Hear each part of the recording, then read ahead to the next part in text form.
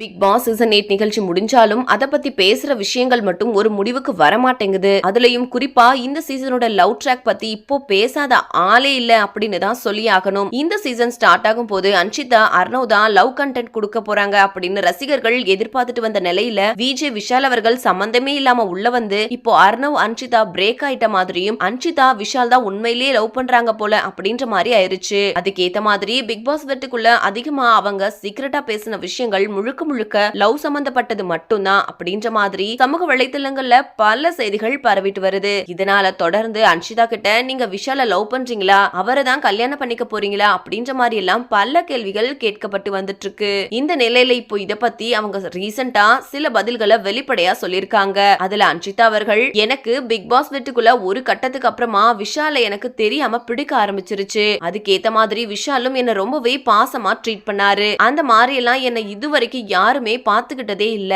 எனக்கு ஒரு லவ் இருந்துச்சு, ஆனா அதுல நான் தான் ரொம்ப அதிகமா விட்டு கொடுத்துட்டு போவேன். ஆனா விஷால் அப்படி இல்ல, அவ்வளோ கேர் பண்ணி பாத்துக்கிட்டாரு. அது எனக்கு ரொம்பவே புதுசாவும் ரொம்பவே பிடிக்கவும் செஞ்சது. இப்போதைக்கு எங்களுக்கு இருக்கிறது லவ்வா அப்படின்னு கேட்டா சொல்ல தெரியல. இது ஃபியூச்சர்ல லவ் ஆகி கல்யாணம் வரைக்கும் போகும், நாங்க கல்யாணம் எல்லாம் பண்ணிக்குவோம் அப்படின்னு எல்லாம் என்னால இப்போ சொல்ல முடியாது. அத காலம் தான் முடிவு பண்ணணும். இப்போ எங்களுக்கு ஒரு நல்ல அண்டர்ஸ்டாண்டிங் இருக்கு, அது எங்க ரெண்டு பேருக்குமே ரொம்ப பிடிச்சிருக்கு, நல்லா போகுது அப்படின்னு வெளிப்படையா சொல்லிருக்காங்க. இத வச்சு பார்க்கும்போது கண்டிப்பா இது உண்மையான லவ் தான் போல அப்படின்னு பல ரசிகர்கள் அவங்களுக்கு வாழ்த்துக்களை சொல்லிட்டு வராங்க.